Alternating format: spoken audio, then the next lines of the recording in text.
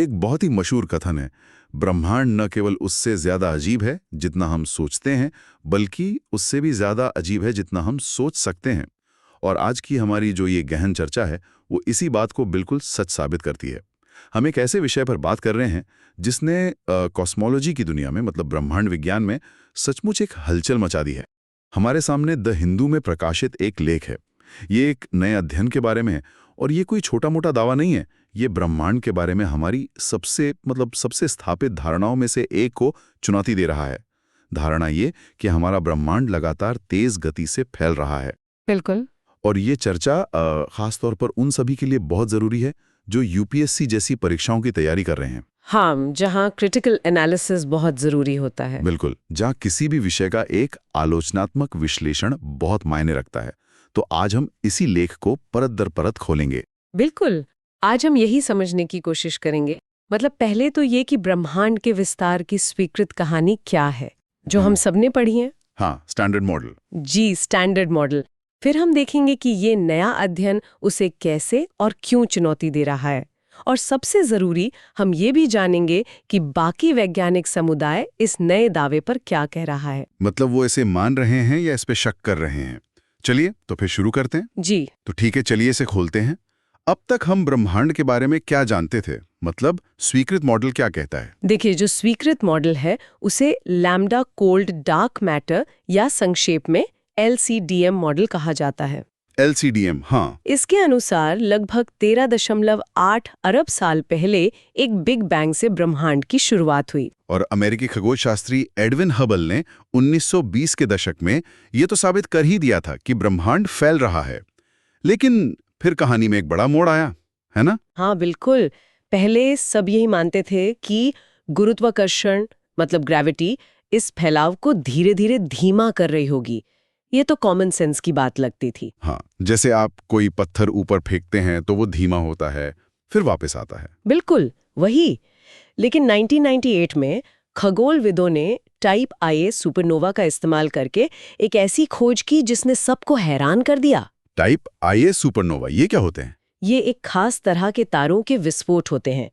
इन्हें ब्रह्मांड की मानक मोमबत्तियां या स्टैंडर्ड कैंडल्स भी कहते हैं। स्टैंडर्ड कैंडल्स मतलब इनकी चमक एक जैसी होती है? हाँ, लगभग, क्योंकि ये विस्फोट हमेशा एक ही तरह की परिस्थितियों में होते हैं, तो इनकी असल चमक का अंदाजा लगाया जा सकता है। इससे हम उनकी दूरी का पता लगा लेते हैं। अच्छा, तो इन मोमबत्तियों का इस्तेमाल करके उन्होंने क्या पाया? उन्होंने पाया कि लगभग 9 अरब साल बाद ब्रह्मांड का विस्तार धीमा होने के बजाय असल में तेज हो गया, वो एक्सेलरेट कर रहा है। एक मिनट, तेज हो गया ये तो लॉजिक के बिल्कुल खिलाफ लगता है। बिल्कुल, और यहीं पर बात सच में दिलचस्प हो जाती है। इसके पीछे कौन सी ताकत थी? हाँ, यही सवाल है। इस रहस्यमयी ताकत को डार्क एनर्जी का नाम दिया गया और माना जाता है कि ये ब्रह्मांड का लगभग 70% हिस्सा है। 70%? जी, ये एक तरह की एंटी ग्रेविटी की तरह काम करती है, जो आकाश गंगाओं को एक दूसरे से और भी तेजी से दूर धकेल रही हाँ, है। इसके लिए वो किशमिश वाली ब्रेड का उदाहरण दिया जाता है ना, जैसे जैसे ब्रेड फूलती है, किशमिश एक दूसरे से दूर जाती हैं। हाँ, बहुत अच्छा उदाहरण है।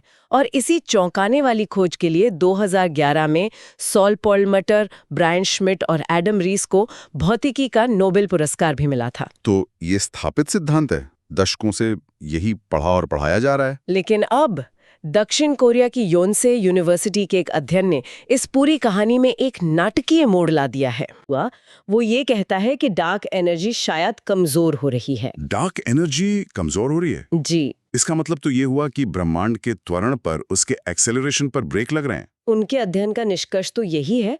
और अध्ययन का नेतृत्व करने वाले प्रोफेसर यंग वूकली का तो यहाँ तक कहना है कि ब्रह्मांड पहले ही धीमी गति वाले विस्तार के चरण में प्रवेश कर चुका है। ये तो बहुत बड़ा दावा है, मतलब नोबेल पुरस्कार वाली खोज के उलट। बिल्कुल, और दिलचस्प बात यह है कि उनके जो निष्कर्ष हैं वो अमेरिका में डार्क एनर्जी स्पेक्ट्रोस्कोपिक इंस्ट्रूमेंट यानी डेसी के डेटा से भी कुछ मेल खाते हैं। अच्छा। हाँ, और ये डेटा इस बात पर भी सवाल उठाता है कि क्या टाइप IA सुपरनोवा वाकई में ब्रह्मांड की मानक मोमबत्तियां हैं। ओहो, तो ये वापस उसी स्टैंडर्ड कैंडल्स वाली बात पर आ गए। जी जी। उनका तर्क ये है कि इन सुपरनोवा की चमक शायद स्थिर नहीं होती। हो सकता है कि उनकी चमक उनके मूल तारों की उम्र के साथ बदलती हो। अगर ऐसा है तो दूरी की हमारी सारी गणना गलत हो सकती है। जो डेटा हमें त्वरित विस्तार दिखा रहा था वो शायद सिर्फ एक भ्रम था।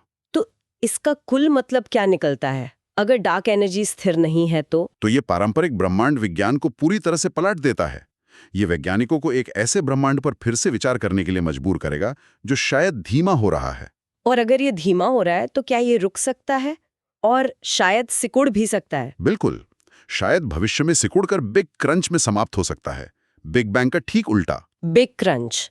जाहिर है इतने बड़े दावे पर बहस तो होनी ही चाहिए। वैज्ञानिक समुदाय इस पर क्या कह रहा है? इस पर काफी संदेह जताया जा रहा है और ये स्वाभाविक भी है। मिशिगन विश्वविद्यालय के ब्रह्मांड विज्ञानी है ड्रैगन हूटर। उनका कहना है कि निष्कर्षों का जो स्टैटिस्टिकल केस है वो मजबूत है, लेकिन इतना भी नहीं कि इसे एक खोज या डिस्कवरी कहा जा सके।